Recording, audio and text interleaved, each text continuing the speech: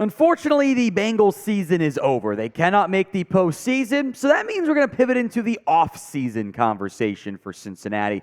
Free agency, draft, trades, rumors, etc. We begin that today with cut candidates. Yes, there's a game still to be played. Doesn't matter at all. So make sure you are subscribed for even more off-season coverage here on the Bengals. We'll have videos all off-season long on everything going on. Do not miss out. We've got you guys covered as we begin with 10 cut candidates for Cincinnati. The first name we discuss, safety Nick Scott. The Bengals really missed Jesse Bates this year. There's no way around it. And part of the reason was they signed Nick Scott from the Rams to at least help them replace Von Bell, who they also lost. And Scott got benched. He was so bad. $4.3 million cap hit this year. The Bengals save either $2.3 million pre-June 1st. They can spend it right away. Or $3.3 million after June 1st. They carry that extra million on the 2025 salary cap. Can't spend it until after the 6-1 date, but it pays for your draft class in part. Half a dozen of one, 6 of the other. Maybe it's the pre-June 1st, so you have the money available. Don't have any dead cap on your books either. Scott was so bad he got benched for a third-round rookie in Jordan Battle, and defensive coordinator Lou Anarumo hates playing rookies. He can't stand it. He does not like doing it. To put it in perspective, Scott made 0 impact plays in coverage, 0 PBU, 0 interceptions all year long. He missed as many tackles as Daxton Hill, despite playing roughly half the snaps. That's awful. So I think the answer's pretty obvious here. Would you cut Nick Scott? Y for yes, N for no. Go ahead and sound off for me in the comment section right now.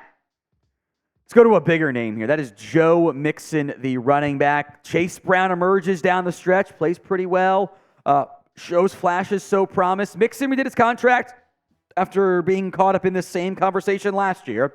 $8.5 million cap hit this season. It's not that bad. You would say $5.75 million, though, by cutting him. Mixon is not a bad football player. The question is, can you find someone who, they still don't have a good third down pass protection back, which was such a big deal that they ignored all year long, who can get you 4 yards a carry for $5.5 million and save money in the short term and long term? I think so.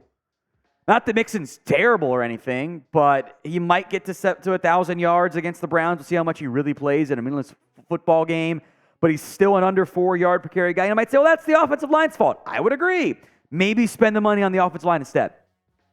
Like, you just go cheap at running back and add another guard or something. Extend your money with that $5+ million you'd save by doing it. And it's not a black and white conversation the same way I think it is for Nick Scott, but it's one you have to have again this offseason. So what would you do with Joe Mixon? K for you'd keep him. C for you would cut him. It is the pinned comment on today's video. If that ad comes here on YouTube, take advantage of it. Head down there and let me know. Next up on the list is Jackson Carman, who is, look, it's time. Now, maybe this comes after the draft and before roster cuts, whatever. $2.37 million cap hit. You save $1.68 by cutting him. He's a bust. All right? It's never going to work out, at least in Cincinnati, for Jackson Carman. Cut your losses, move on, save the money, go draft somebody else on the offensive line. It's the guy that could not get on the football field for you. Despite all your offensive line woes over the years, a second-round pick, played barely a half season's worth of snaps. That's not very good, fellas and ladies. He's not a good football player. It's not going to work. Move on. You missed on the pick. It happens. Cut him. Joseph Ossai is next up. And I liked Ossai more than I liked Carman, relative to where he was drafted coming out of Texas. Showed promise in his second season and then kind of couldn't get on the field this year. 151 snaps for the Bengals. Maybe he plays more if you do the right thing and kind of, give breathers to Hubbard and Hendrickson on a meaningless game against the Browns this Sunday. $1.65 million cap hit, $1.37 million if you cut him. I think this is maybe more of a roster cut down move. Keep him on the roster for now. He's not that expensive. 1.65 is fairly cheap. Going to barely be in your top 51 contracts that count against the salary cap during the offseason. But 4.5 sacks and 29 career games played. He looked good in the preseason. I'm like, ooh, breakout year coming. And then he got hurt in the final preseason game, which I was still a bit confused why he was out there, and then never really got going once he came back. Disappointing career so far for Osai. I think he's very much on the roster bubble this offseason. What's not on the bubble is Prize Picks. It's daily fantasy made easy.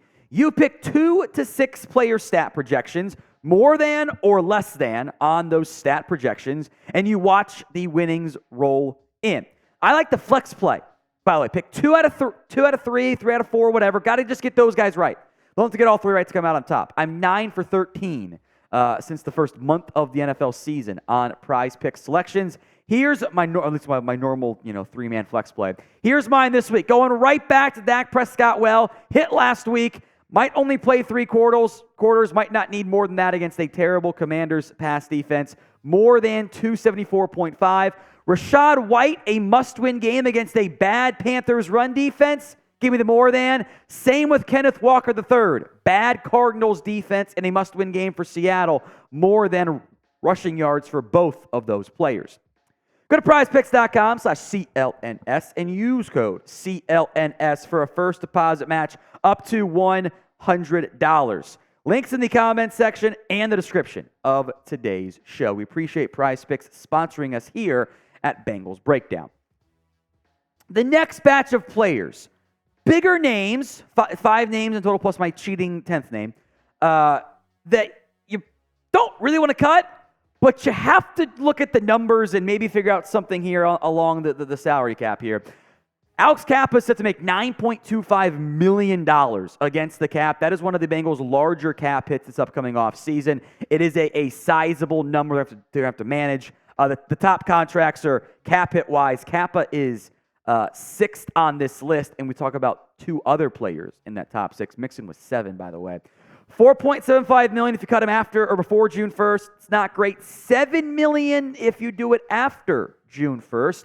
And Cappa was banged up, had some issues down the stretch, but his numbers regressed this season. And again, I do think Burrow versus Browning played an impact in that. But 4 sacks, 7 hits, 24 hurries, kind of high in the run blocking grade. I don't love it. My issue here in the NY, I think I'd keep him. I want to find the new left guard. I don't have to find 2 guards in the same offseason. So I'd rather keep Cappa and shuffle out that left guard spot.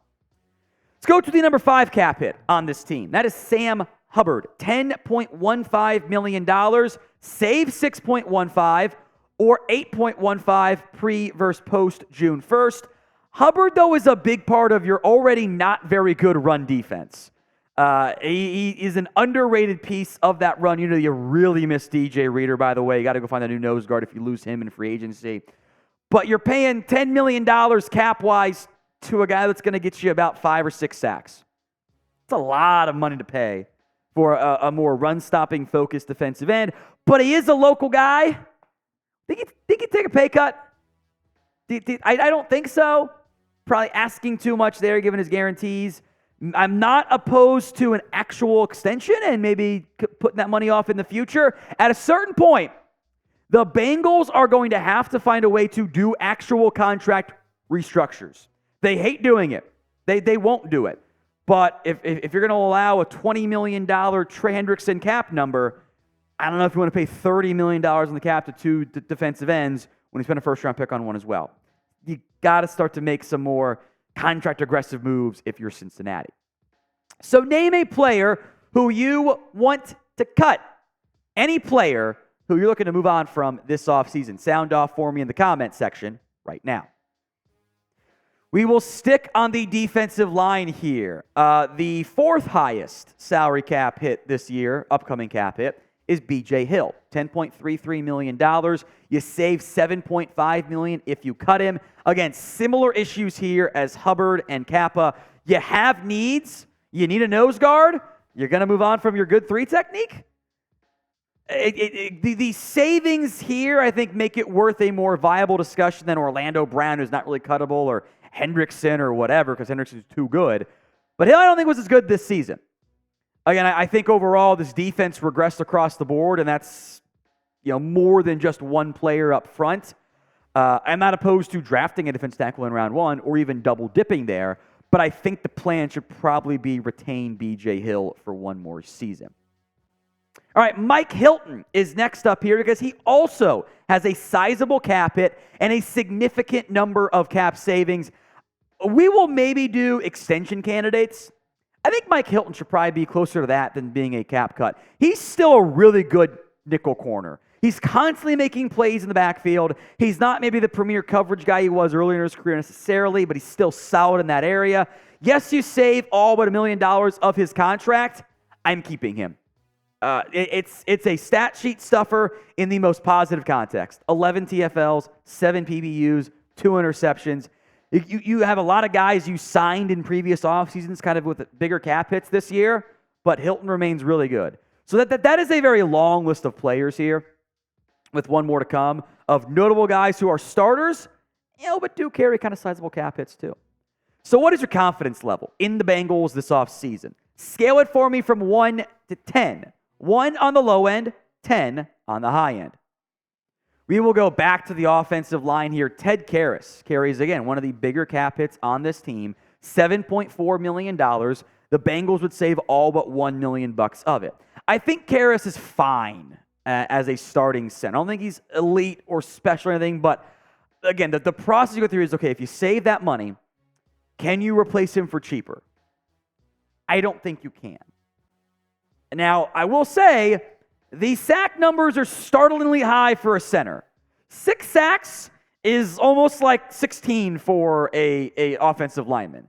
Like, you should not be allowing that many centers or that many sacks as a center over the course of a season. That's just that's a number that is far too high, and you just have a tough time having success driving back to pass when you're getting beat that frequently as a center. It cannot happen. Now, the hits and hurries aren't that high, relatively speaking, but when you are tied for second in sacks allowed, and then you kind of slide down to 20th in pressures allowed, total pressures, probably means the quarterback gets some blame as well. So again, that big middle grouping name, I'm probably going to keep them, but the savings mean you should have a conversation if the Bengals front office is doing their job. I will cheat on my 10th name and put 5 guys on here. So it's really top 14, but top 10 just rolls a ton a little bit easier there.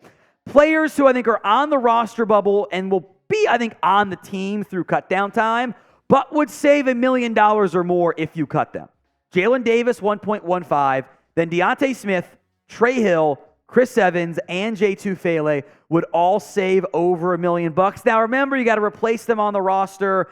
Let's say it's a vet minimum guy, so maybe you're saving, $250,000, somewhere in that range instead. But still, over $1 million is still significant savings. The Bengals have a tough offseason ahead. They got to fix the defense, adjust the offensive line. Saving some money with cut candidates would help a significant amount to help make that a thing.